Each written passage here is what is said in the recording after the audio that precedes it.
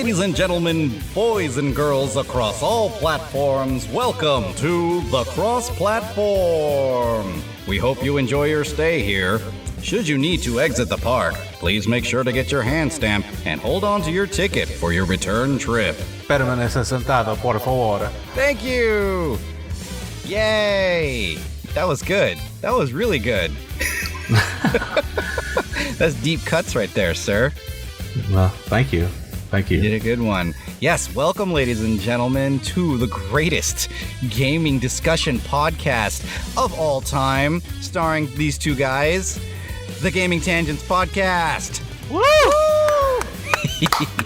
We did it. We did it. Is that a sarcastic clap or a real clap? A little bit of both. Okay. I kind of imagine you sitting back in an armchair in your study, your large, looming study, filled with cigar smoke, just kind of clapping slowly. Yes, hooray for you and your little show. Good job. Yeah, I'm just... Muffy, have those numbers come in yet? I'm just here petting my cat and trying to eliminate my nemesis, Spectre Gadget. Next time, Gadget. And my real nemesis, his niece. Of course, yeah. And that little dog, too. Yeah. Oh, that's right. We are the official podcast of the Cross Platform. It'll come. People keep asking. We've gotten asked now. Why do we have two different names? Whoa, it's finally got to that point, huh? It's got to that point where people are like, what is the Cross Platform? And why don't you just use that name? Yeah. Hi, buddy. Okay, first of all, I better go ahead and get to that logo finished. Yeah, please do. Stop confusing people. Okay, sorry. That's my fault, folks. It really is. Short story long. This entire endeavor that we've been doing over the last few months honestly started with the idea of coming up with a YouTube show, which is still in the process. Those things take a bit more time, but we also wanted to do a podcast in lieu with that. And the tone of this podcast is, slightly different from the show that we're planning on putting onto YouTube, and that's why we decided to give them two different names. We didn't want the podcast to be the podcast of the show, because then it just seems like we're only allowed to talk about topics that we talk about on the show. Right. But it's not going to be the same thing. And so that's why this is the Gaming Tangents Podcast. Woo! Woohoo! Yes. Well, we did that already. Yeah. Either way, I'm Menji. Maverick. How's it going, man? It's going. I've been looking back at this month. I had planned for this to be my month, and about half of it came true. So you got like a C, like at the end, you did your win pose, you said your thing, and then it stamped you with like a C. Sure. Okay. Sure. I guess we can say that. Or that's what we're doing. Or tie everything back to video games, or it's all for nothing. Well, yeah. Okay. Well, think of it this way. I'll do two analogies here. And I know you don't play Pokemon, but Pokemon, but I'm sure you can play Pokemon. I'm sure you can apply this to any role-playing game in general. Mm. So my life has been like on the road in Pokemon, and then I walk into the grassy field and I run into an enemy every other step. So okay. So it's like that volcano in Final Fantasy 1. Or the Tunnel of the Ogres, whatever that is. Yeah, the Giants. Hall of the Giants.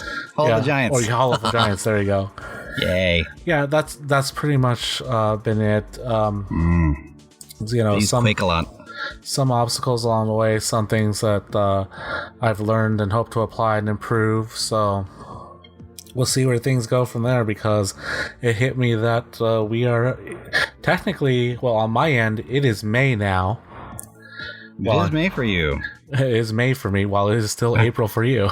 I've got a couple hours left of birthday month, and then, it's all over. Moves on to my kid, actually. Yeah, oh yeah, that's right. He's a May baby. That's right. Kind of like a certain aunt of his. Yes. Yeah, we can't ever predict where life's going to take us, but even at our ages, we can still learn some things. Oh, of course. From video games and Pokemon. I learned that Minecraft is one of the most boring games ever made. Oh, man. You're not the first person I've heard say that in the last few weeks. Well, for the kids, it's good. I like that it opens up their creative juices and whatnot. But my son, I think I've mentioned this a few weeks ago. My son tried to get me to play it, and I was bored to death. I'm like, okay, when do I get to build something? Okay, yeah, I gotta go punch trees for a little bit. Right. I mean, if I'm gonna do that, I'd rather play something like The Sims, you know, or what was another game that I played that I enjoyed? ActRaiser. ActRaiser. Okay, now you're speaking my language. Because ActRaiser had that kind of feature. Only you were, building fields and then whole towns, playing God and destroying them, and then you go and defeat the monster. You go and defeat the monster that you're blaming it on. Yeah, then you set fire and shoot down the lightning on them and burn all their crops and kill their children. Now that I think about it, you gotta wonder that. I mean, for anyone who's played ActRaiser or anyone who hasn't played ActRaiser, the first one had I don't know what the genre is called, but kind of like SimCity. It had elements where you would build in an overworld and you build your village and whatnot, and you play as this angel, and you played the role of God, basically. Oh, yeah. The angel is like your not your scribe, but he's like your right hand man. So the angel kind of tells you everything that's going on. Right, exactly. He's your link between the mortals on the ground and your godliness. Exactly. And so you play through the scenario up until there is a threat looming about. And once the threat makes his appearance, God himself comes down to fight the bad guy. But you gotta wonder. A living statue. But you gotta wonder. Because sometimes you have to set earthquakes or make it too hot and dry out the fields and whatnot. If he's like, it was this bad guy over here.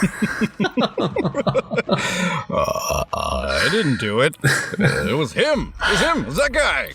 Yeah. Let's get him. Well, apparently, and then of course you gotta love Nintendo censorship. Of course, in the Japanese version, I think the character really is called God, while in the American version he's the Master, and the last boss, his name is Tanzara, and in the Japanese version he's Satan. Ooh. Yeah. Ooh. Yeah, there's a lot of that kind of stuff that happens.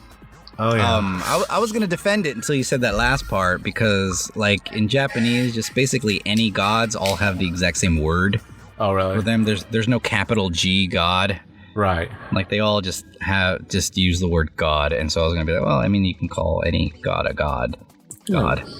Kami-sama. Yeah. Like it's all just the same word.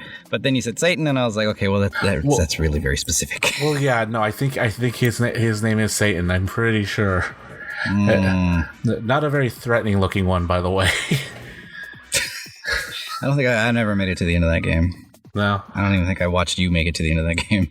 Yeah, I made it. The last level had one of the most amazing songs I heard at the Super Nintendo at the time. And I was the whole game had great music. Oh yeah, no, it did. But like when you got to the last level, it actually, it was one of those games where the last level actually had that unique song that pumped you up, because it's like, oh, right, this is the final stretch, Yes. And let's go. And so I used to anticipate like playing through that whole game just to get to that level. That's called success right there. That's called you did your job. Mm-hmm. Good job. Then ActRaiser 2 came out, and I didn't care for it as much. I remember you saying you were not happy with it. But the main reason was because it still had the good music, it still had pretty good action adventure, but it didn't have the whole RPG element there. Oh, the world building part of it was gone. Exactly, and it it made the game feel more lacking. It just kind of made it generic at that point. Pretty much. It lost what made it unique. Yeah, I remember you telling me that. Yeah. I remember a lot of stuff on this show. Yeah, like I said, it's a good game. So anybody who hasn't checked it out yet, I think it's available on Virtual Console. I highly recommend getting that game. The first one, right? ActRaiser 1, even ActRaiser 2, it's good. I'm not going to sit here and say it was a bad game. It just wasn't the first one. Yeah. So, and I can understand them wanting to go in a different direction, but in this case, I kind of wish they actually expanded on it instead of removing it altogether. That would actually, with the graphical capabilities nowadays, that would actually be an interesting concept to revisit. Yeah, like have Square Enix. Yeah, is it a Square game? It was Enix. Oh, so Dragon Warrior. Yeah, so technically, I mean, I could see them, but I think there was a certain developer. Okay. Because then they had those what do you call it? The spiritual successors. What was it? There was a trilogy of them, and the U.S. only got 2 games. Soul Blazer, which was a great game. Illusion of Gaia. Really? Excuse me. What? Illusion of Gaia is part of that. Yeah. Collection? Oh. But Nintendo published the Illusion of Gaia. Right. Which would explain my confusion. Exactly. And then the third game was called Terranigma, which only came out in Europe and Japan. I don't why it never came out here, I don't know. But I heard the game was really dark. So maybe I'll have to find that when I go this summer. Oh yeah. That reminds me, after the show I have a favor to ask of you, not game related but DVD related. Oh man, that's gonna cost you. Yeah, well, unless it's old, in which case it might be cheaper.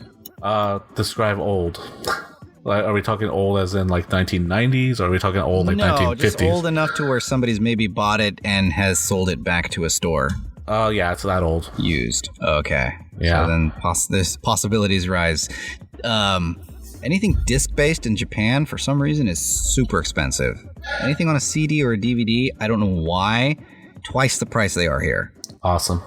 Which is why a lot of people over there would tend to rent or buy them at used shops. Well, this one in particular is a special case because I have a certain little one who's into a certain anime that I mentioned to you a couple of weeks ago. Ah. Yeah. All right. And you'll have to remind me because later. Yeah, and he's already maxed out all the US releases of it. US releases so slow. Oh, they stopped. So stopped. Mm-hmm. So what'd you drop? I dropped my pen. Pick that up. I can hear that. Oh, sorry. Everybody heard it. The world heard it. Anywho. What?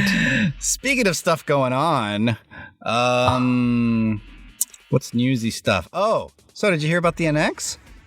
Coming out next March? Yeah, and no E3 announcement. Yeah, I found that kind of weird. What the balls, man? Seriously. Well, like that was the biggest thing I was looking forward to at E3, and now that's gone.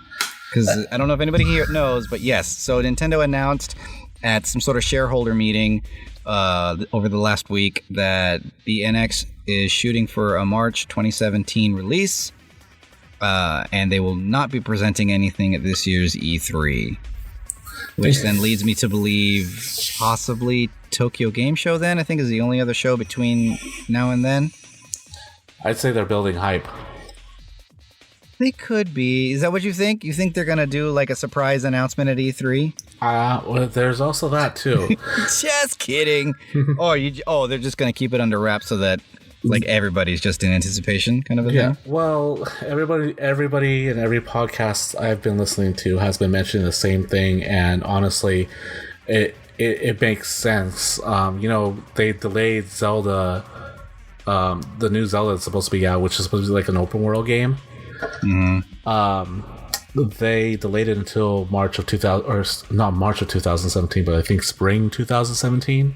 Right, now it's going to be a dual release, just like Skyward Sword. It was a Twilight Princess. Yeah. They're kind of expecting them to do that. Now, another thing I heard, and I was listening to Review Tech USA, and Monday Matt was mentioning that it had, and I know I don't understand economics, but apparently they're trying to release it at the end or at the beginning of their fiscal year.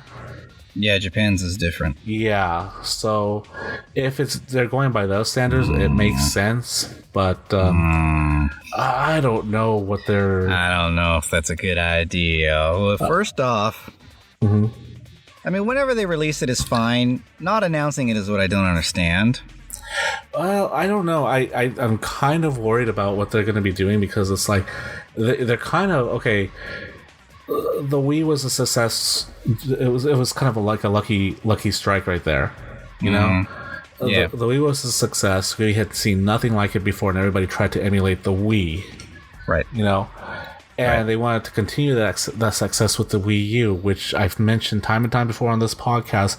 Naming it the Wii U was quite possibly the second biggest mistake Nintendo made in this. It's a great system, don't get me wrong. I love my Wii U, but I mean, I can even admit that it's flawed, you know? Yes. Because the marketing sucked. My biggest concern. Yeah, the naming convention, Wii U, like, you know, everybody, and then they didn't. People, like I said before, people thought that it was a handheld. It was a portable system. That's actually my biggest concern. And that's what I'm wondering, now that I think about this, I'm wondering if that's what Nintendo's going for this time around, that if the rumors are true, that there really is going to be like both a portable system and a home console. Which, when you think about it with backward compatibility terms, that would work for like the Wii U games and whatnot. But still, I don't know. It's just, I'm just hoping that they're smart enough to at least make a more powerful system than the PlayStation 4 and the Xbox One, because that was the main problem I had with it. You know, that's those famous last words when it comes to talking about Nintendo. I just hope they're smart enough. ... Exactly. Because lately they've not been smart with a lot of their decisions. That's my biggest worry, is that they're gonna just wait until the last minute so that everybody's pumped up and ready to hear this announcement, do a really crappy job of describing what this system is, and everybody's going to be confused all over again, because it's going to be, from what we understand, another, you know, kind of a handheld screen and a game console, and so now everybody might think that it's a Wii U too. Oh God! Don't name it that. Don't name it that, please. God, don't name it that. I think they know. I think they know better. I hope so. They know better. I would hope so. You know, because the Wii. You know what would be a neat game? You know what would be a good name? What? The Nintendo Ultra. Okay. Call it the Nintendo Ultra. You can start calling it a Nintendo again. It harkens back to the Ultra 64 that they were going to call that. Like, it's totally inside-y. It's different, yet the same. Why not call it Ultra Nintendo then? Because that doesn't roll off the tongue as easily. You even had trouble saying it just now. Nintendo. Nintendo Ultra. How about the Nintendo Superior? That sounds like a game system created by Nazis. So I'm going to say no to that one. Oh, God. The Third Reich system. The Super Third Reich 64. Yeah. Not going to go with that one. All right. Well, then. I don't know. Like, we did a project in school, and me being a college kid, I could not help but get game-related projects into all my projects. It's kind of pathetic. One thing I did, and this wouldn't work for the NX if it's what they're saying it's supposed to be, but for the Wii U, you know, I said, why not rename it the Involved? Remember the logo I showed you a long time ago that I made? Yes. Yeah, why not call it Involved? And because, you know, that's what they're trying to do with this touchpad and whatnot. They're trying to get you involved in the game. You know, not just, you're not playing it, you know, like that little mini ninja game on Nintendo Land, where you use the gamepad as like a throwing stars. You know? Things like that. Market a bunch of games like that. I mean, you can have your normal games, but You know, Nintendo backed themselves into a corner when Donkey Kong Country gives you the option to play either on the screen or on the television, but not both. Yeah. I mean, yeah, that was a weird thing to tie people to. And I don't think anyone was really expecting that. Like, you were going to need that screen in your hand all the time. Because I'm sure it takes some time to get used to. But for me, anytime I've picked up that controller, I can't get comfortable with it. I don't want that thing in my hands all the time. I actually don't have a problem with it. I actually think it's a pretty neat controller, but it's not comfortable. It's not really all that great for gaming. But you have other choices too. That was a nice thing. You know, it's both nice and a little overwhelming. Yeah, I mean, you still have to have one, and then you can only have one that works. And eventually, they had to patch it so that you could have two. Did they? Because I thought that was already a thing.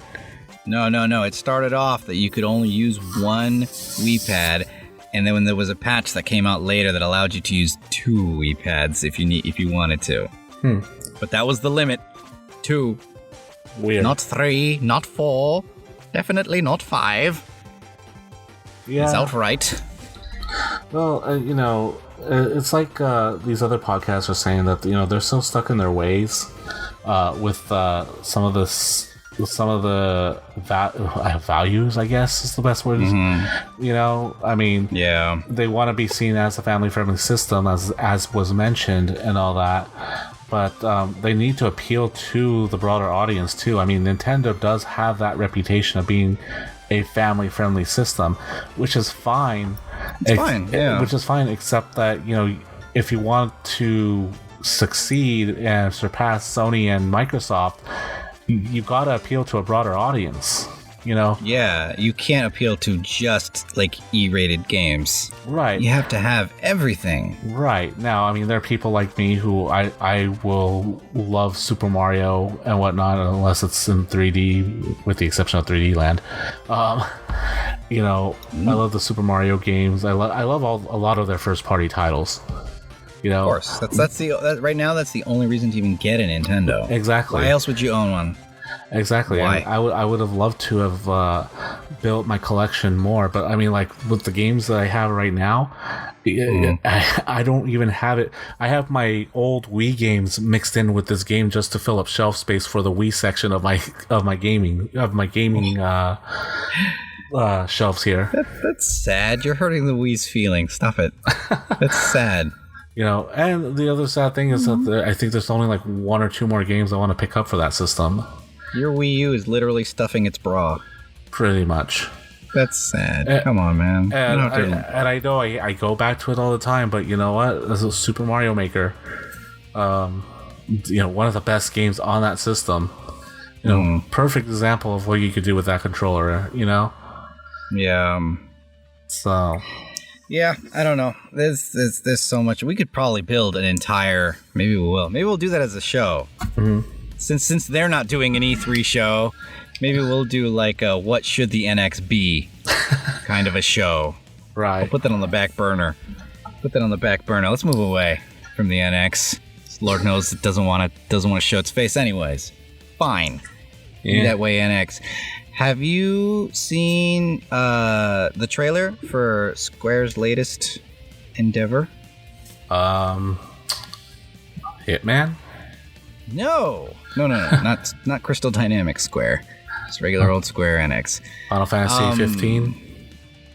No, that's not even their latest endeavor. So, it's not actually even them. It is. They are just publishing a game.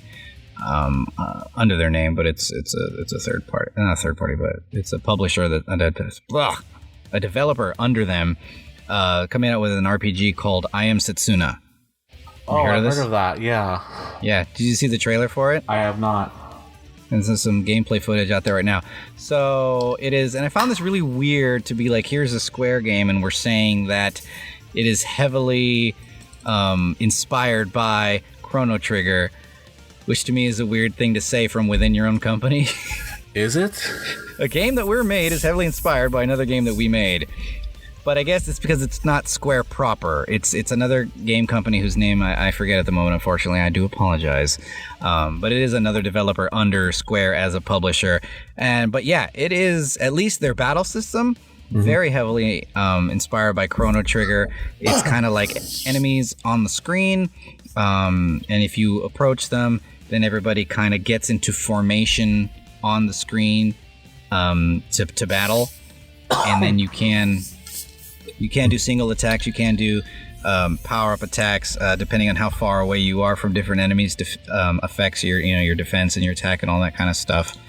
Right. And it's all 3-party teams. And so it looks really nice.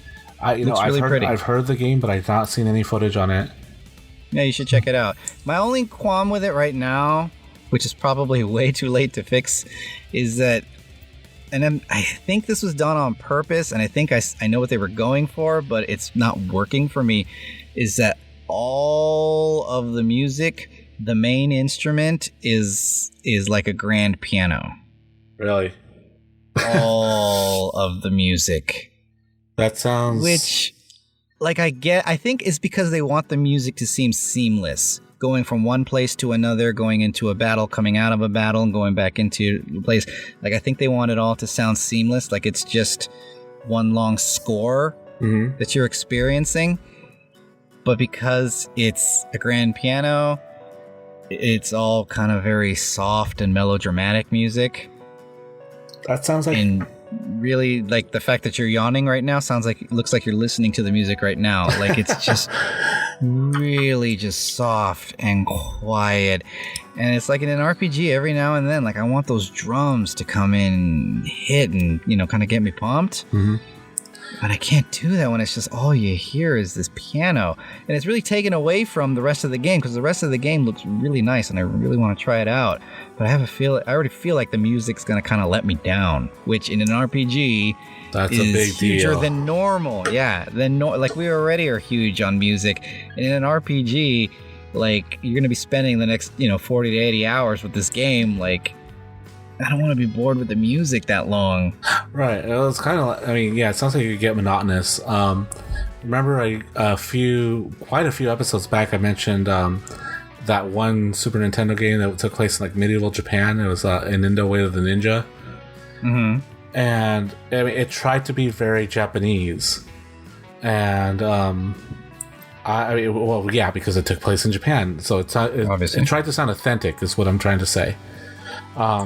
So it had like authentic Japanese instruments and stuff? Well, it tried to sound, it's on a 16-bit console, so it tried to emulate that sound.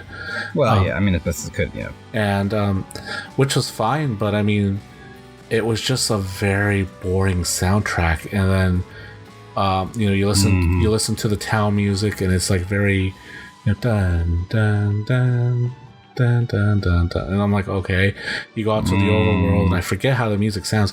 And then you get into the battle system, and then all of a sudden there's this like big rock music and everything, but then the graphics suck. And, oh man. And then you have a monster attack you, and it makes this little square noise when you get hit. And I'm just like, seriously? So and then it's just so quiet.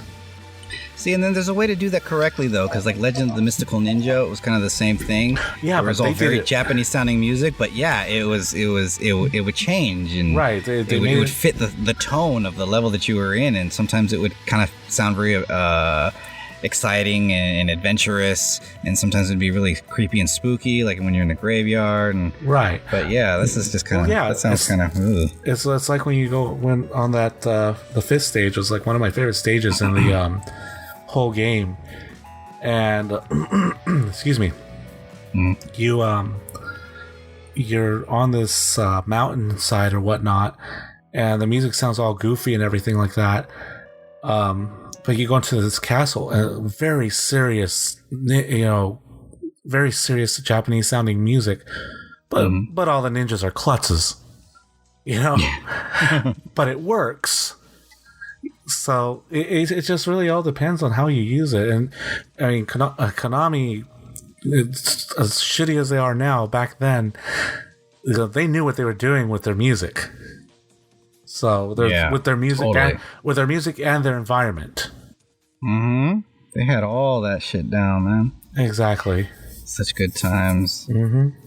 I don't want to break the vibe, but I remember you telling me that you wish you'd, last time we talked about Ghostbusters, you wish you'd taken your kid to go see it in theaters. Yeah, they're going to bring it back. It's coming back. Okay, so you know this. Good. I know this, and I was going through my Polygon feed, and so I saw that, and I was like, oh, Maverick may want to know this. Yeah, I did, and I actually told him about it today, and he's getting it confused with the new one that's coming out. One. Yeah. I may take my kids to this too. So June, people, if you want to see it, it's coming back in June. 34th anniversary, Ghostbusters, the original SNL cast. Yeah, Ghostbusters. And I want him to experience that theatrical experience for Ghostbusters, because you know what? I didn't even get to do it. I never saw Ghostbusters in the theaters. Mm-hmm. So June 8th and June 12th. Tickets start selling on the 6th of May. June 8th and June 12th. Okay, I'll have to remember that. Mm. So, yeah, I can't wait for that, because I've been wanting to take him to see that. Movie news. That's what we do here. That's what we do here on a Gaming Tangent podcast. That is what we do. Mm-hmm. Yeah. Anything else big you wanted to talk about? I'm sure that there's been big news going on this week, and I just haven't cared to really report on it or give my thoughts. Nothing very controversial that I can think of. No. Right off the top of my head. I'm sure there are things that have happened, but... YouTube is changing. Well, yeah, YouTube is changing, but that's not... YouTube is changing. That's not gaming related. YouTube is changing. But, yeah, YouTube is changing. Drama. By the way, after this show, this will be my last show. I'll be leaving to pursue a career in radio. So... Yeah. I mean... Da-da-da-da-da. Yeah, da-da-da-da-da. Exactly. Yeah, exactly. Oh, yeah, like, what are you saying? My career is dead? Okay, thanks. Now, the whole... unfortunately... we don't have to actually... You're not going to talk about YouTube, are you? We don't have to. I'm just joking. Oh, no, but I'm going to say it anyways. Unfortunately... Okay. Because I don't care that it's YouTube unavoidable. That's the problem. It's I guess it's how you perceive it, I guess. Yeah. It's definitely gonna be tough for people that have made YouTube their living. You're right. And so I don't know, like that's definitely not our intention, so please don't take that. Like we definitely just want to put out content on YouTube that we want to see. Right. If everybody else wants to see it and enjoy it, great. We really had a great idea that we want to put out there, but for some of these guys like Markiplier and Matt Pat and like a lot of these guys that have started to make their living off of YouTube, it's going to start getting kind of tough. Yeah, I mean, oh my god, I cannot think of the word I was trying to use, but YouTube? No, I was listening to CU podcast the other day, and they brought up, I think I brought this up on our show once or twice before too. Drama Alert. Cannot stand that channel, but he made a good point. It's like the TMZ of YouTube, Oh, right. Yeah, I did see that segment. Yeah, and I was just like, I guess there's no way of avoiding that kind of stuff. It comes with the territory, so it's just how there isn't. Yeah. And there was also, remember that idea that I texted you the other day about a different channel that we could do? I believe so, yeah. Completely unrelated. I'm not going to mention it here. But, yeah, I mean, these kinds of things are unavoidable. That's why I was saying that would be a good idea. Yeah. That's right. Channel. It is unavoidable. And it's you either got to roll with the punches and keep moving forward or let it bring you down and take it personally. And it's going to happen with any type of celebrity. Right. It's going to happen. Like, I'm really worried about what would happen if, people started recognizing us on the streets. Like, ooh, I don't want that. I don't see it happening, but... No, I'm definitely not expecting it. Yeah, but I don't know how I would handle it if it happened. Yeah. Some of these other YouTube, some actual YouTube celebrities, didn't expect it either. So you never know, right? You never know, and that's the thing. Like, oh well, we're taking a chance, but damn it, we have dreams. We want to follow those dreams. Yes, that we do. Speaking of dreams, yes, there is a magical land of dreams. Nice segue. Go on. Thank you. A land built on dreams down in Southern California. A land of dreams that me and Maverick would often frequent as children. One of our probably biggest memories that we would have is an almost yearly trip to this land of dreams. Legoland? Legoland was not built yet, sir. But I have been there, and my kids like it. We probably would have liked it, too, if we were their age. Awesome. No, I'm, of course, talking about Disneyland. Not specifically to any topic we're going to be talking about today. But Maverick and I, for many, many years, like I said, have frequented theme parks, especially the Disney theme parks. Also roller coaster parks as well. And so it's always been a big part of our lives. But the one thing that we've never really seen throughout all these years is any sort of attraction based on video games. There's been attractions, just generic roller coasters. There's been attractions based on movies and cartoons. Of course, there's been attractions based on racing. There's been attractions based on musical artists, and all those other attractions based on TV shows and cartoons. But for some reason, video games are the one thing. Comic books, there's a whole land based on comic books in Florida. See, I've never been to the ones in Florida, so I don't even know. No, but yeah, Universal Studios has Islands of Adventure. There's a whole Seuss land at Islands of Adventure. Like, every other medium seems to have been tackled in the realm of amusement. Except for video games. Mm-hmm. That is until recently. So anybody who hasn't been keeping up with the news, probably about 6 months ago now, I believe so. Universal, who once sued Nintendo over the rights of the term Donkey Kong, have now announced that they are going to be working with Nintendo to bring Nintendo properties into Universal theme parks. I don't think any specifics have been mentioned past that as to what they're actually going to be doing. But it sounds like it may be happening at Universal Osaka. Oh, wow. That's what I think. Or Florida. One of the two. It might even be both. It's definitely not Hollywood, because damn it, we do not have the space down here. I haven't been to Universal Studios in years. They had to tear down part of the backlot tour to build the new Harry Potter land that they're putting in. They built one in California? Yeah. They aped the original Wizarding World from Florida over here, right when Florida opened a new section of their Harry Potter land, a second Harry Potter land. We're now just getting the first one, and from what I understand, it's basically a copy of the first one from Florida. But yeah, they had to tear down part of the backlot tour to build that. Because that backlot tour has been shortened and shortened and shortened. It's just not exciting to people anymore, I guess. But it's probably more for people. We barely go though.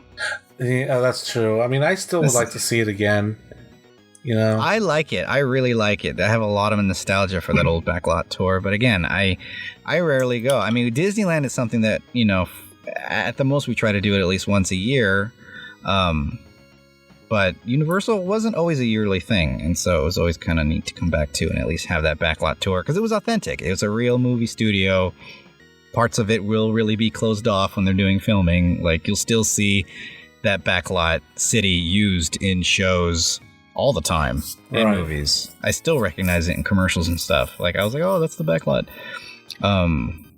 So they're going to be working with Nintendo. And then just recently out here at a local Six Flags, I noticed that they had one of those old motion theaters that was initially built to be the Days of Thunder attraction, which is just the cheapest version of Star Tours you could see, where you could see everybody sitting next to you and you're all just kind of shifting back and forth in front of this obvious movie screen. Well, not so immersive. I'm still shocked that they have Days of Thunder over there. Well, it wasn't. They had actually changed it at least once or twice. Really? But that theater was still there. It was still a motion theater, and they would just change the theme every few years. I forget what it's been since Days of Thunder. Days of Thunder was gone a long time ago. Oh, I see. Well, wasn't it like a SpongeBob ride at one point? It could have been. Yeah, that's probably why I stopped riding it. I have not been to Great America and actually, is that a Six Flags park? No, it's California's Great America. We own it for some reason. Okay, so it's not a Six Flags California park. Wow, I've been gone for a long time. The last time I was there, it was still called Paramount's Great America. Oh, wow, man! I've not been there in forever. Come on back. Yeah, so now it's called California's Great America. I've not been to an amusement park in years. So that's true. You couldn't even see it. You can't even see it from the freeway anymore. They've built up so many buildings in front of it. Really? Remember that was a big exciting moment for us as we're getting closer and closer. We could start to see like the tower and the roller coasters from the freeway. We're like, oh yes, we're getting there. We're getting there. Please get off the next exit. Get off the next exit. And now you can't even see it. There's all these office buildings and stuff that they've built up in the way. Wow. See, the closest thing we have over here, well, there's Holiday World, which I have no idea where it is. It's somewhere in Santa Claus, Indiana, which I have. Yes. I have world famous. I have no idea where it is. Apparently, it's fairly popular around here. You should go just for the experience since you're out there. Like, take advantage. I know. And it's just... I guess that's the state bores me. I got to find something to do, right? And then the one that's like the equivalent of Great America out here, there's Kings Island, which is in Ohio. Okay, that's... Oh, yeah, I guess you're close to the border, aren't you? Well, I mean, Indiana's not as big a state as you think. It's, it's probably about maybe an hour and a half from here. Yeah, so that's not too bad. And it's all flatlands. Yeah. So, but no, I've never been to King Island. And then apparently there's a Great America in Illinois, but and it used to be part of the same Great America out in California. Oh wow, I didn't know it was a chain. Yeah, I think it's not anymore, but it was at one point. Oh, okay. Excuse me. I don't know why it was. I thought it was a Six Flags. Six Flags is much closer to me. Six Flags, well, much more terrible. Six Flags Marine World, right? Or did they change that? Discovery Kingdom. Oh my god. Where's my childhood going? It's despite me, I never went to Marine World when they opened up. Not even when it was not even. Oh, okay. You went to the Redwood City, the one though. When I was like a kid, like. Oh man, I loved Marine World. I don't know. Now the only reason why they can call it Discovery Kingdom is because they still have dolphins and seals, but that's it. Everything else is just rides. Oh, the animal ride people must love that. I guess. I don't know. Anyways, so at this park with this motion theater, I've been seeing recent advertisements that the motion theater is turning into a Mass Effect ride, which actually, that was kind of a shock to me. I didn't see that coming at all.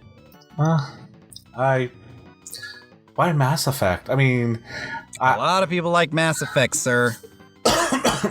See... I can't say whether I like or hate it because I've never played the game. Well, then.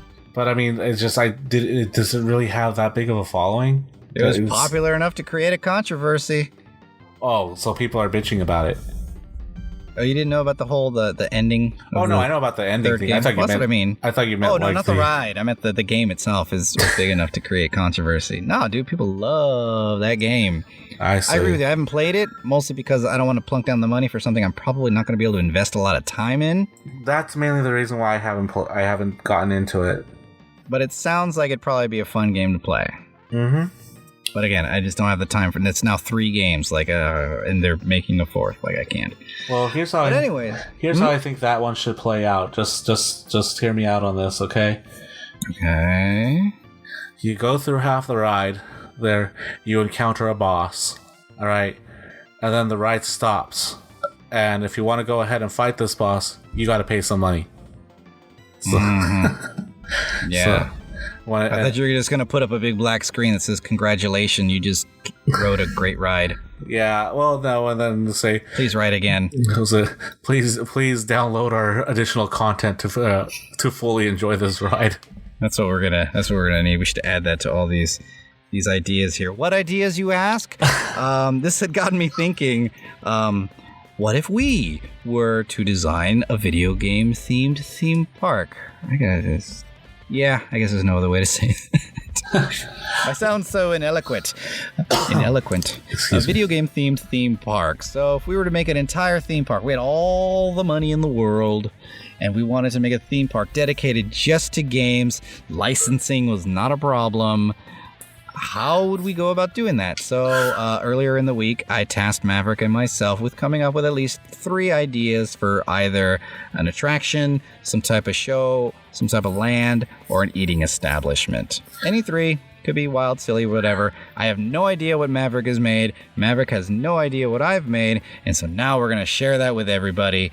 And we're going to see how this goes. Who knows? Maybe somebody is listening and, they'll take some of our ideas. You can have these for free as long as you're going to make them and make them good.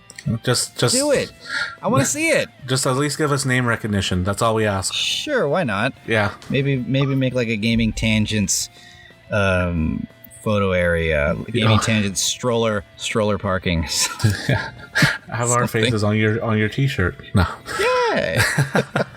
As heard on Gaming Tangents. There you go. This amusement park. All right. Well, who wants to start? You can go first since I gave you the task. Let's see. What's your first idea? My first idea is just is the most basic thing. It's not even like an attraction per se.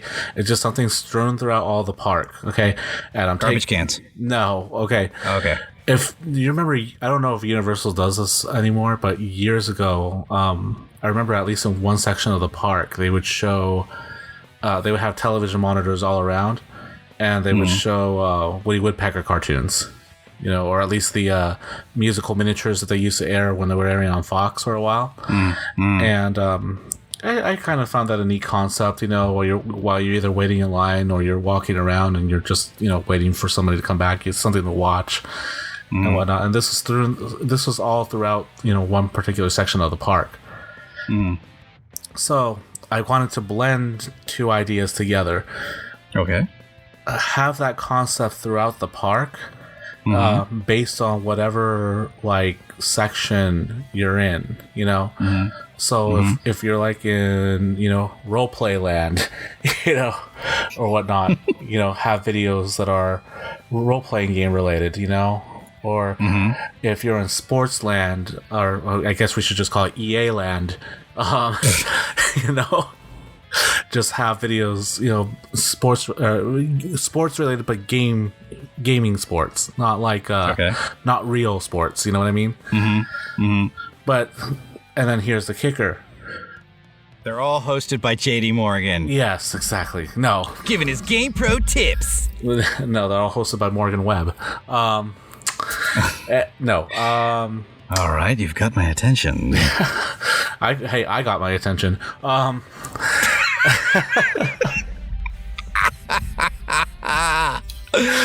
Anyway, but actually, it's funny. We mentioned Morgan Webb because I was thinking this would be a great way to bring back Cinematech. Okay. All right. Remember how Cinematech always used to have like a theme going on with their shows, and they show I love Cinematech game footage with all this awesome music, or it's like intros. Have that all around the park. Yes. You're walking. I like it. You're walking around. You're sitting down. You want to watch something, and they have this playing. Oh, and it's just like Cinematech. Hell, bring back Cinematech in general. And just have it run there. I mean, I don't know how popular it was with a lot of people, but I know I would go to the park to just see that. Yeah. So that does sound nice. So for anybody who doesn't know, Cinematech was a show on G4 that used to show video clips. Cops. Huh? Oh, Cops. Not Cops. Yeah. No, it used to show... Cinematech was a show that used to show video clips of specific games. And normally they would run a theme. And sometimes it would just be gameplay footage with music playing over it. Or they would have things where it would be the intros for certain games. and it would usually be about 10 games, so the show lasted by an hour. There was no voice audio, no voiceover talking over it, no host, nothing. It was just a list of games that showed up on the screen, then you see it on the screen, and depending on the theme, that's what you would be seeing. Right. So, they do a really neat job of kind of intertwining all the cuts together, so they almost blended, even though they're all different games. Exactly. Yeah. I mean, I remember one of the last episodes I watched was one that they consisted of all opening intros to like the biggest games at the time. That was PlayStation 2 and Xbox era. That was a good show. Yeah. So Cinematech and all the lines. Especially in the lines, yeah. Mm-hmm. You know, I mean, have it balanced. You know, don't overwhelm the park with television monitors all over. But right, you know, you're in a video game themed park if you're watching Cinematech all around. Good point. That makes sense. So that's my idea number one. All right. So that kind of ties in. I have all sorts of ideas ranging from like e-ticket to A-ticket. Do you know what that means? No. You understand? Okay, so the concept of tickets before the Disneyland that you and I know and love, where you just pay your huge piles of cash to get inside. What you would do, I think getting inside only cost you like maybe 50 cents. And then once you get inside, you buy tickets to get on all the rides. Kind of like the county fair. A little bit. It'd be more like a ticket book, or you could buy them individually too, but typically people would buy ticket books, and the different tickets in there would be alphabetized from A to E. The A tickets being like the horse-drawn carriage on Main Street. Okay. Or something like that, ranging all the way to an E ticket, which would be like Pirates of the Caribbean, would be an E ticket. I see. And so all the rides were kind of divided into this section. So I kind of have mostly attractions on here, and they're all kind of they can range anywhere from maybe B's or C's to E-ticket rides. But given the thing that you just mentioned, I'll go with this one idea, which would be a Spaceship Earth style ride, which Spaceship Earth, for those who don't know, is the big golf ball at Epcot Center. That's actually a ride inside that big golf ball. And the theme of that ride, it's just, your typical Disney dark ride where you're just sitting in a cart and you're just kind of going along looking at animatronics. And it takes you through the history of human communication. All the way from cavemen drawing on the walls all the way up to the internet, and kind of brings you through the different plateaus in communication leaps and bounds. So I was thinking do one sort of like that, taking you through the history of video games. So this is a ride that would constantly have to be updated, I'm sure, every 5 to 10 years. I know, right? But start you back at Pong, or even start back at the invention of the computer, and show the different types of analog computers that they used to have before the microchip was invented, and then bring you up to Pong and have show. You could either put the riders inside of the game, which is kind of hit and miss sometimes, or you can just kind of show what it looked like to play the game at that time, kind of design the animatronics so that they're all period specific. So you got a bunch of guys with afros and sports shirts playing Pong, and then just kind of move up through time and show how people evolved from playing in seedy bars to playing in arcades to playing in their homes to playing in their computers to having these heavy goggles on their faces. Right. So that's kind of my thought. So that would actually translate well with yours, because that concept of having those videos in line while you're waiting for that ride specifically, especially, would actually be a real nice transition. Yeah, especially I think. like I said, depending on where you are and everything like that, I could see that blending in, because if you did it on a ride like that, the monitors on that could specifically focus on the history and kind of what you're in for, but it's not as in depth, Right. Yeah, totally. So I thought. Or you can have like a little robot from Star Tours come in and say, "Hi, I know this is your first ride, and it's my first ride too." It's mine too. Oh, Captain Rex, we miss you. Is he not there anymore? Not really, no. Well, that makes me sad. He's there, but he's not there. I'll let you find out in your own way. Whenever I go back, whenever that'll be. Yeah, whenever that is. But yeah, I'll let you find out where and when Rex is. Oh, I just hit the mic. I just dropped my notebook. All right, I'm back. I saved it. Almost died. All right, what's your next idea? Idea number 2. Okay, this one's a little more childish. But I was thinking more for the kids, you know. Okay. All right, I got one of these too. And so, like, for one of the little kids areas, all right. So you know how they have, and this is Nintendo themed, so I don't think this would make it into the park. I don't think this would make it into the park, even if unless it was all Nintendo stuff. Okay, you know how in Disneyland they have, or not just Disneyland, but like Disneyland's the best example I can give you. It's the best example of anything. Go ahead. You know how they have the Dumbo ride? That goes around and you can, make them go up and down and whatnot. Yes. Do a Mario themed one like that. Okay. But like have like the enemies it would make sense with, like the Koopa paratroopas that jump around, or the Karibo's boot, Karibo shoe. Excuse me. Oh yeah, that would be funny. Or or Mario himself or using a P-wing. Oh, yeah, not just it's not like that whole what we were talking about earlier, just slapping Mario on there, but like actually make them the characters that you're riding on. Theme it. Yeah, totally theme it out. Yeah, originally my original thought with that was to focus on just the Karibo shoe. And I was like, well, no, but there are other enemies that you can, you would technically be able to ride on. I mean, hell, Yoshi, Yes. Mm-hmm. So, and if you want to take it a step further, the blue Yoshi with the wings. So you could make you could leave the Kuribo or not Kuribo, that's Goomba's, whatever that shoe is, or the Koopa Troopa ride on one side. You could have an entire merry-go-round of just different Yoshis. There you go. Separated. There you go, Yoshi, and there's no other animal that they ride on there. No, but there's different colored Yoshis. Right, exactly. But if you want to mix it up and make it just Nintendo themed in general, then you can throw some Donkey Kong Country characters in there too, because they have a lot of characters you can ride on there.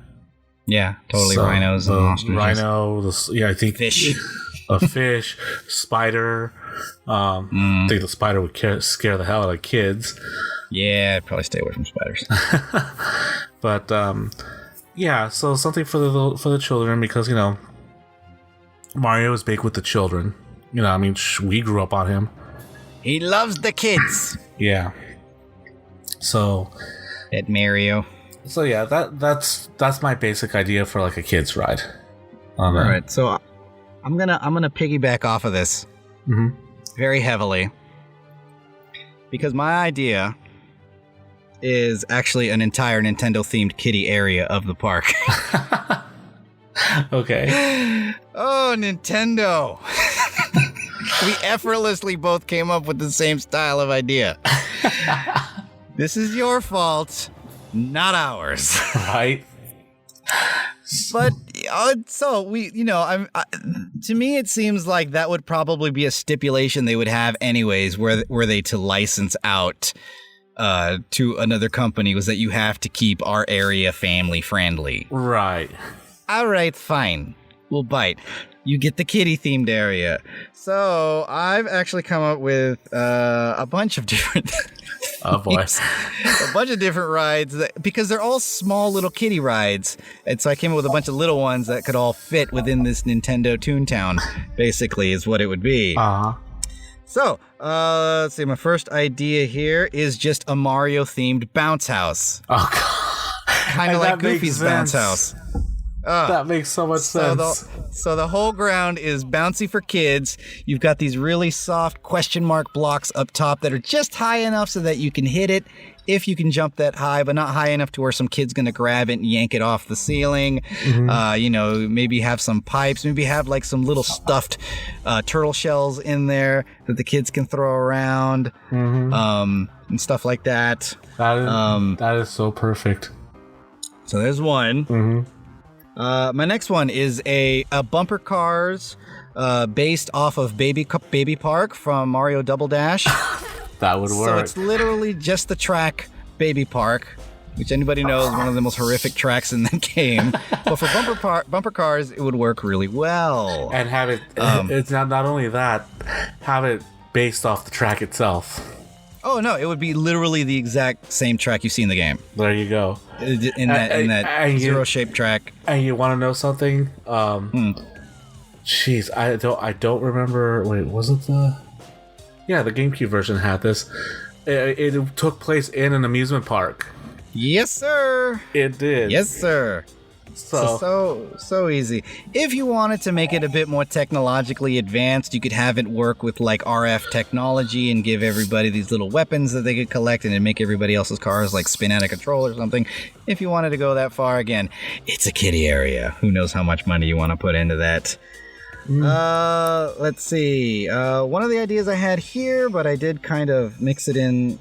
It could actually work for another game as well, but like a Zelda-themed log ride, basically. So you're in the log, and you go inside, and it just kind of takes you through, a Link story of going through Hyrule. And so there's special effects and animatronics around. Go to fight Ganon, you go down the big waterfall. That would be into a dungeon. You could even start going down a smaller waterfall into a dungeon, and then you're following Link through one dungeon, and then you beat the boss at the end in the big waterfall. Would it be interactive? Not necessarily. Doesn't have to be. But it can be. A lot of things in a video game theme park, honestly, I think could benefit from some form of interactivity with all the rides. Right. But you'd have to get real creative with making it varied so that they all just don't seem like the same ride with a different coat of paint on them. Right. And I mean, I wouldn't say use it on all the rides, You've been there. I can't talk. You've been there way more than I have here lately. That Toy Story ride in Disneyland, isn't it interactive and you can like shoot targets and whatnot? Okay, so have you played it on the Wii? I heard it's the same thing. It is literally that same thing. So it's interactive in the sense that it drives you up in front of a bunch of different projectors, and you can shoot into the projectors, much like a Wii game. And then it whips you away from that one projector and flings you around the room in front of another projector just to do it all over again. And you do that like 6 different times. Wow. And they're all and again, they're all just different skinned versions of the same game where you're just trying to shoot targets.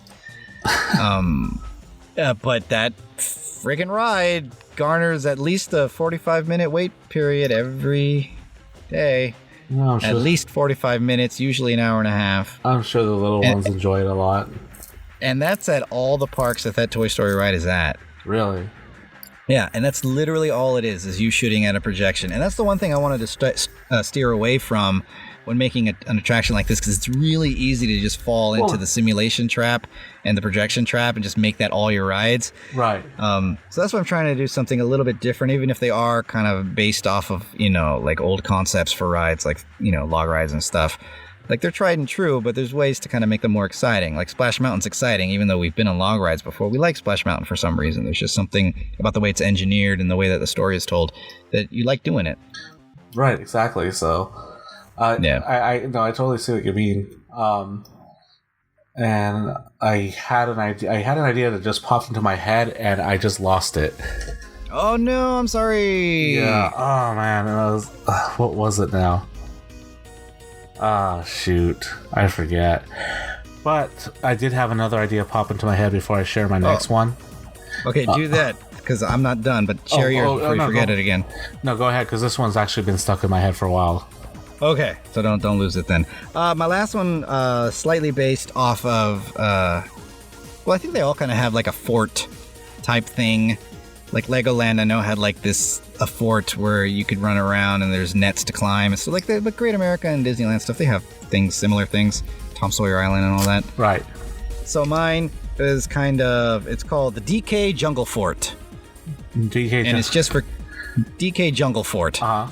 And it's just a place for kids to run around, climb on ropes, swing on ropes, punch trees, palm trees that, they're like soft, but yeah. And just a place for kids to run amok. Because that was one of the things we did with the kids last year when we went to Legoland. They had this big fort where you just run up and down and climb all around, and there's big old slides and stuff.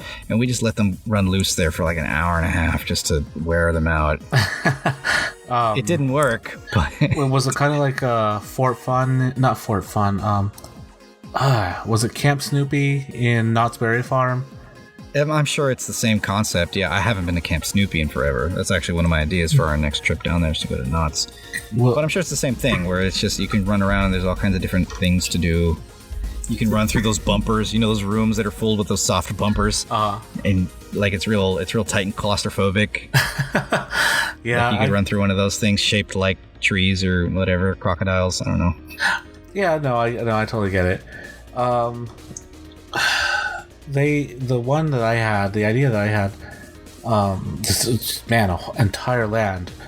And the one that popped into my head since we're in that topic, and then I will go to the next one that I came up with,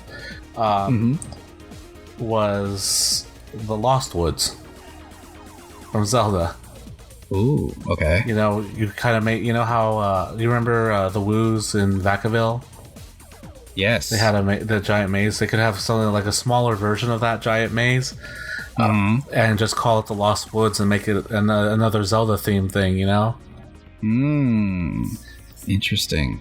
I had a labyrinth on here, too. Oh, really? Actually, I did have a labyrinth idea. Mine was a Pac-Man labyrinth, though. Not Nintendo related. Not Nintendo related. Would probably be in a different land. But yeah, I had a Pac-Man themed labyrinth as one of my ideas. Nice. Well, the next idea I actually am kind of splitting this into two different ideas. It's fine. And it kind of one's silly. They're both silly, but the first one's really silly because, but they're both the same concept essentially. Okay. And this would be what should I name this? What happens to the bullet? And this would be a Mega Man based ride. Oh, okay. There's a character I forgot. Go ahead. Okay, so we're definitely not going to overlap here. Huh? We're definitely not overlapping here. Go ahead. Okay, so the concept of the ride is that, when you're waiting in line and everything like that, you're climbing into a giant Mega Man. Okay? And he's in that pose where he's shooting. Alright? You get to the top where you enter the ride. The ride is encased like a shell. And you go in, and it's more like one of those rides, unless it's on rails. Like, it could be done on rails, but I think it would be a little more exciting if it was like one of those motion rides. Mm-hmm. But he shoots, and you basically hit the hard hat, and it's down. So you're hitting you hit the head, and then the bullets bounce back. Where does that bullet go? What happens to the bullet? What kind of adventure does it have afterwards? Where does it travel? This sounds like a Dorkly sketch. I told you it was silly. Roll with me. Following the life of the bullet 20 years later. Exactly. It's called married. I just call it Mega Man. What happens to the bullet? Sounds like a play. All right. And okay. you're just going through the bullet, and just because it bounced off once doesn't mean it can't bounce off again, and it just ricochets into different areas of different boss worlds. Okay. Yeah. So are you the bullet? You're on the bullet? You're the ride is the bullet. Okay. All right. Yeah, that's interesting. That's Mega Man themed though. So like the bullet takes you to where, to different areas of either a level or like various levels of different boss levels. Interesting. Yeah, that was a silly idea I came up with, and it kind of spun off of the original idea that I have, which is, now that I think about it, is far less interesting and far less funny, and more obscure because it's Mario related. It goes back to Nintendo Land. All right, Nintendo Land. Okay, and I kind of got this idea partially from Jurassic World. Okay. You know those little tubes or those little balls that you go into in the movie, so that they could. Jurassic World. Yeah, have you seen Jurassic World? Okay. No, just previews. Oh, okay. It's fine. Okay, so in the movie they go into like these transparent like capsules, balls, whatever. Hamster balls. Pretty much, yeah. And they run. They go through and they safely. They can come up close to a dinosaur and they won't hurt them, basically. Mm-hmm. So in this case, this ride would have that ball concept there, except you're going through a ride that is based on Mario's Pinball Land. Wow, that's obscure. I told you it was obscure. Alrighty. Yeah, and then you just go through, and I've not played the game, but I've seen, bits and pieces of it. Of course, all the levels are decorated, differently. So I could see it working as a ride in general. Yeah. Mm-hmm. But you're just, you're in this ball instead of a roller coaster or whatnot. Right. I thought that would have been something that would have been interesting. God, I wonder if that would make people sick. Not necessarily, because you wouldn't be spinning per se, just the ball would, Right. So interesting. Oh, that's a good point. So yeah, they got pinball rides. I guess you're right. Yeah. Yeah. I mean, I could see it working. Yeah. So, but then I like the Mega Man concept far better. That's a lot funnier, actually. Yeah. You could actually do something. You could make that ride funny. Exactly. Which would make it more enjoyable, I think. Because all these characters are like, where the hell did this bullet come from? Right. Exactly. And that's why it's like, that's why you call it, where did the bullet go? Because I mean, funny. And it spun off of this Mario Pinball Land idea. That's pretty good. That's ingenious, sir. Thank ingenious. You. Thank you. All right. Capcom, I hope you're listening. For reals, man. Make it. Mm-hmm. Okay, let's see here. Let's see. Okay, so here's my coup de grace. All right. Mm-hmm. I actually have a bunch of ideas on here if we have time and you want to hear the rest of them. But sure. Okay. So, this is my e-ticket attraction. You are in a land that maybe could be described as like a spooky land. Mm-hmm. There's all other kinds of rides. Maybe there's a Silent Hill ride. Maybe there's a Resident Evil ride. But off in the distance, surrounded by water, you see a lighthouse that's no longer working. You get in line and wait in line to get in this lighthouse. This is the BioShock ride. Oh. You get up to this lighthouse, you get inside, and you hear Django Reinhardt's rendition of La Mer playing as you spiral down to the bottom of this lighthouse with all this old Andrew Ryan propaganda hanging above you. A giant statue of Atlas hangs above the line as you go through. Maybe you hear some of Ryan's propaganda recordings over the loudspeakers in between, please make sure that if you are pregnant or have back injuries, do not ride the BioShock the ride. Speeches. You get downstairs. What you are is you are a group of tourists who have been brought on a new tour to visit the remains of Rapture after it has been discovered by the U.S. government. They've turned it into a tourist attraction. So you're going to be one of the first group of people to go down and visit this sunken city under the ocean. And so you get down to the bottom of the tower. You get into your little bathysphere, which is just a round submarine, basically.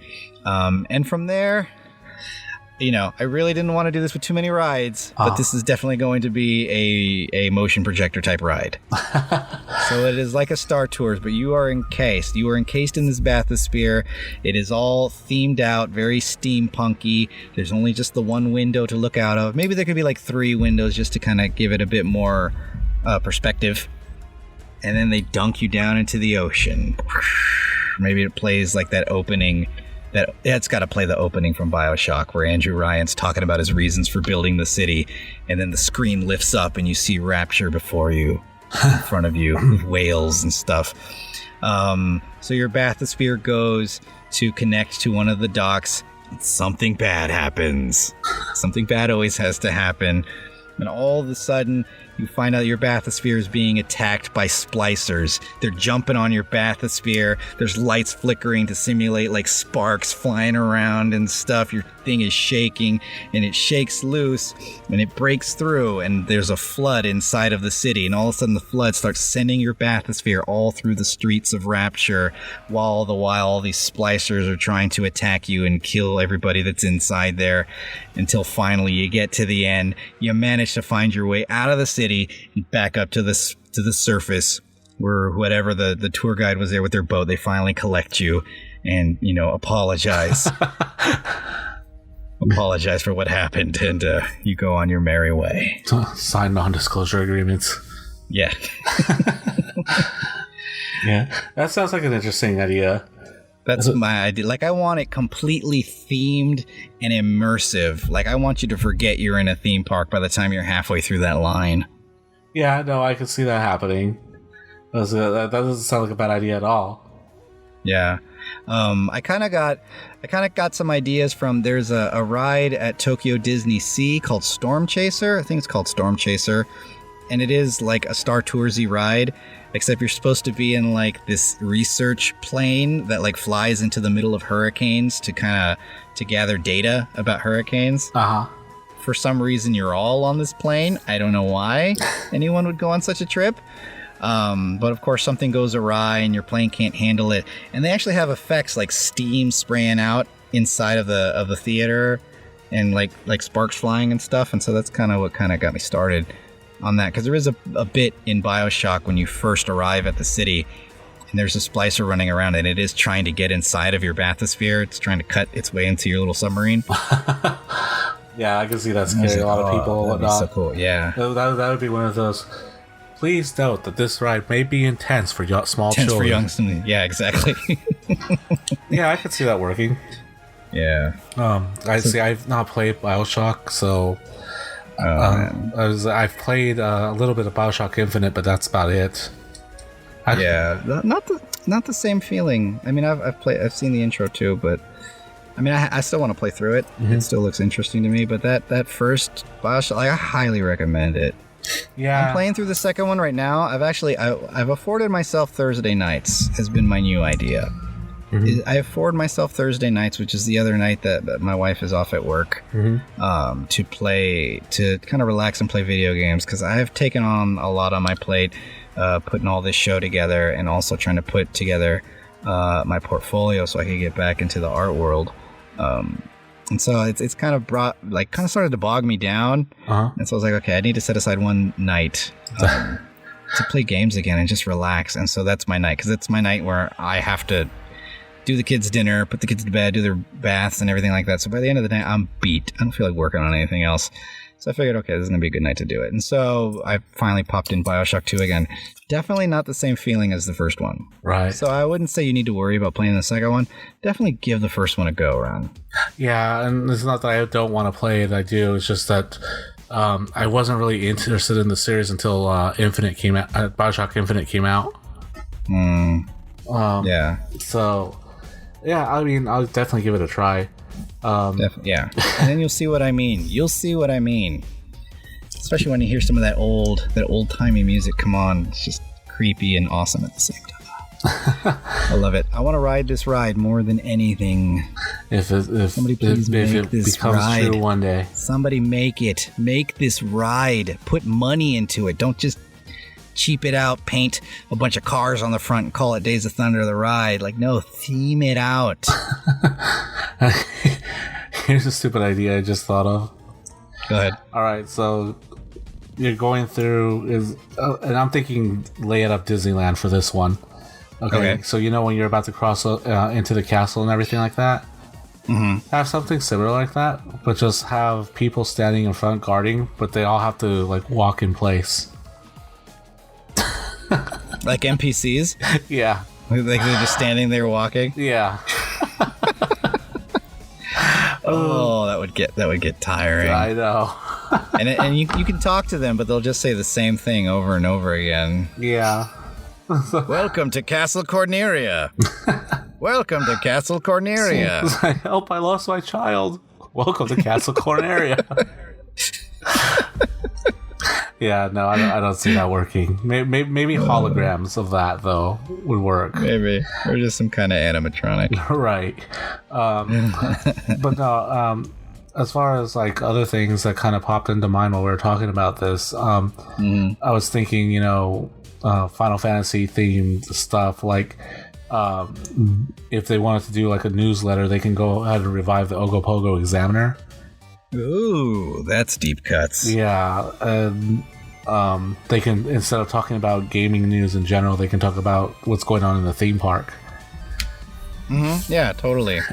Or you could totally just theme it out and just have it be like a Final Fantasy newsletter. Yeah, but it was like Ogopogo came from Final Fantasy. Well, I mean, I'm sure it's some kind of mythological creature, but Ogopogo came from it was a enemy in Final Fantasy IV. Right. So it would still be in the Final Fantasy theme. Right. So. Oh no, but I mean, like, make all the articles fake, but like make them about stuff in the Final Fantasy world. Which that could also be funny, like make them kind of humorous, a little tongue in cheek. Yeah, that's true. There's a newspaper in California Adventure. I forget what it's called, but you can pick it up and it's exactly like that. Like it looks like a real newspaper from the 1930s, and it's got all these funny little articles in it. None of it's real, but it's just it's a free little souvenir you can pick up if you know where to find them. Yeah, I've not heard of those. What was the other thing I was thinking of? We're talking about cafes and everything, and even though this wasn't an actual official name, it's the only one I can think of right now is Kafka's Domain as a restaurant. Ooh, and that does sound nice. And what would they serve in a Final Fantasy restaurant? Mutton chops. Well, there is that scene in the train where you get served food. So, excuse me, and you could pay if they tip the waiter, they have to say Snarf, Snapple, Slough. Just have it written on the receipt, because I don't think anyone's going to say that. My sister and I would. The Phantom Train Restaurant. There just you that go. Alone would be cool. Yeah, that one, it's served by ghosts. That would be cool. I'd be down for that. That would quite literally. That would be a pretty cool thing. And they just, it's amazing. They serve the same meal every time now. I was actually thinking of a Final Fantasy Dark Ride. Not unlike, not so maybe as intense as like Indiana Jones, but maybe somewhere between an Indiana Jones and like a Fantasyland ride. And like it could change its speed.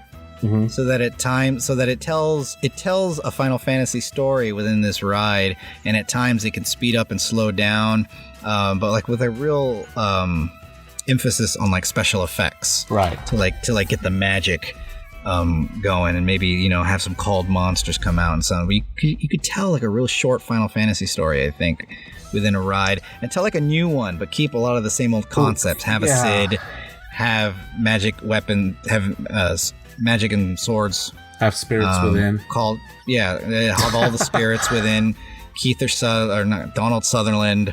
Ming Na Wen. Was it Ming Na Wen? Probably. Like I said, they just picked whoever was popular of that specific race they needed. No, but like and have maybe even familiar themes. Get Uematsu to score the ride. Oh, that would be awesome. That would be so amazing. And base it off. Let's base it off more of the medieval stuff than the exactly. sci-fi. I mean, that's what I would like. I think a lot of people would be like, why isn't it just a Final Fantasy VII ride? Yeah, Shut up. That's what I can see happening. Where's Cloud? Yeah, that'd be my. I mean, you could do like a joke, like a hidden Cloud somewhere in the ride. Don't put him like front and center though. Don't make it Advent Children the ride, which I think a lot of people would want. But that's such a cop out. Well, they like could, that ride would not be fun anymore within like 5 years. I guarantee you. You know what they could do is what you were telling me about the whole Pirates of the Caribbean thing. Even when where's Cloud? Yeah, and even when Jack Sparrow's not there, everybody's asking, "Where's Jack Sparrow?" Yeah, yeah. I mean, that's pretty much it. Or no, but you're forgetting also Sephiroth, because he's the other one everybody likes. Yeah, he's got it. So apparently, we just got to be asking where Sephiroth and Cloud are at all times. Yeah, exactly. Good lord. So let's see. Let's hit a couple of little quick ones here.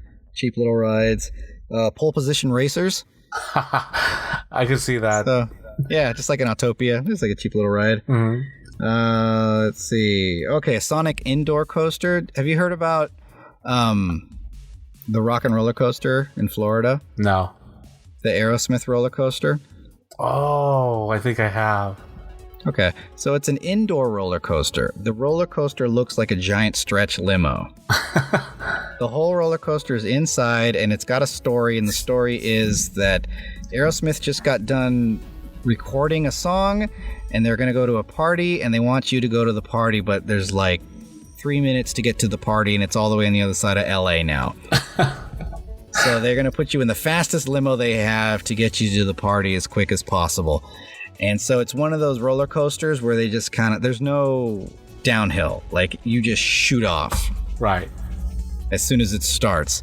And then you're kind of going through all these loops and spirals and stuff. And there's like these real cartoony versions of like California highway signs and like the Hollywood sign and all these other famous things as you're going. And it's all kind of blacklit. Uh-huh.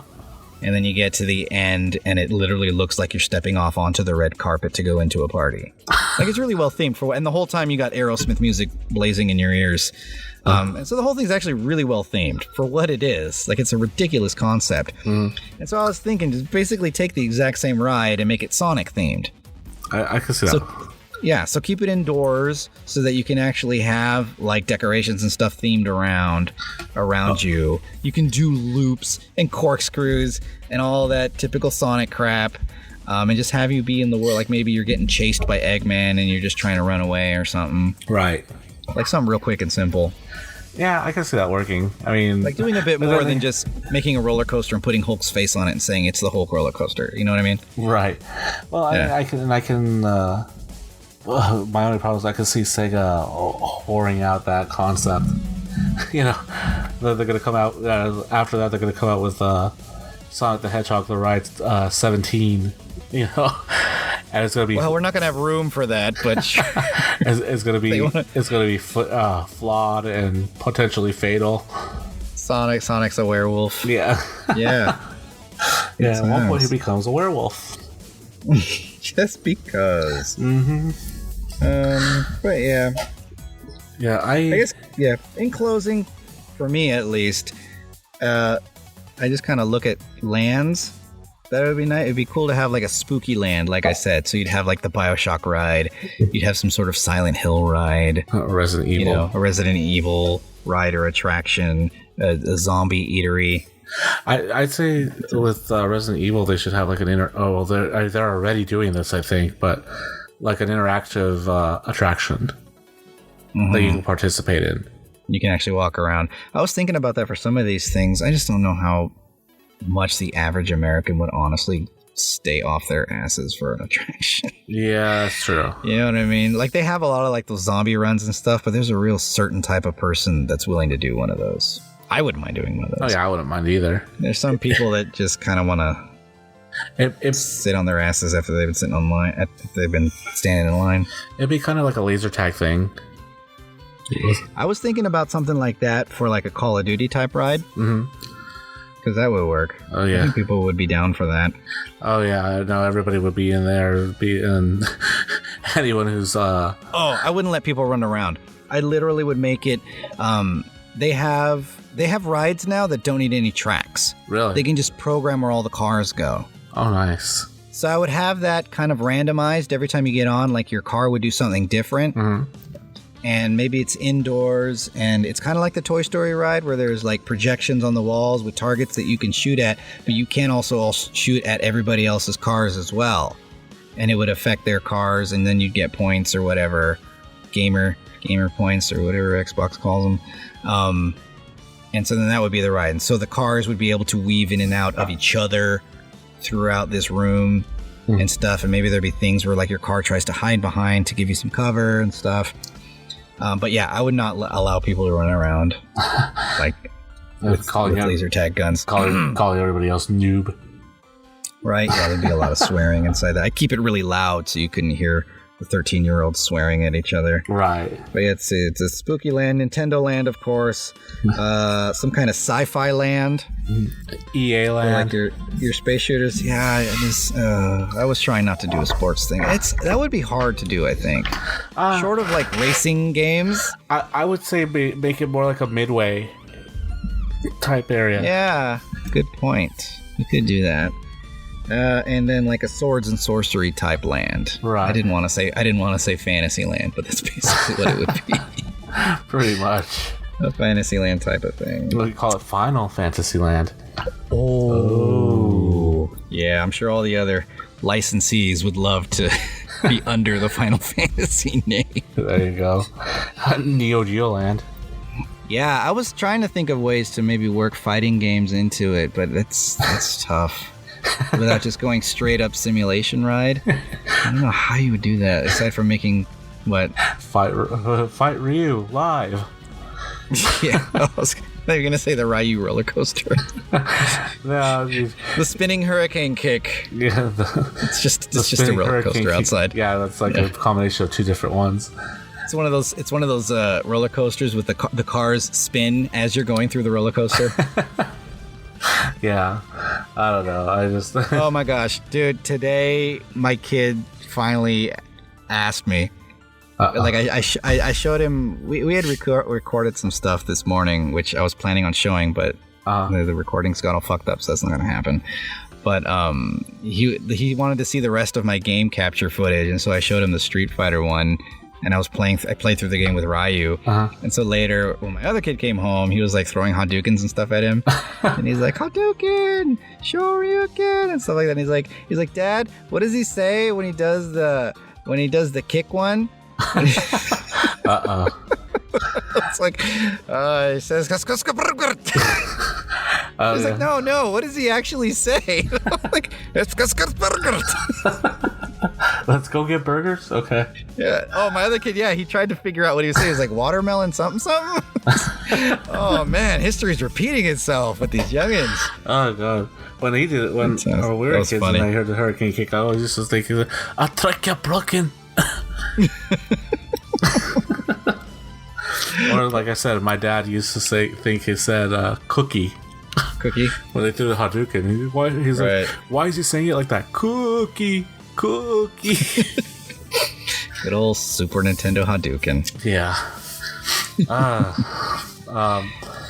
But yeah, there's those are some ideas. I don't have any more elaborate ones right now.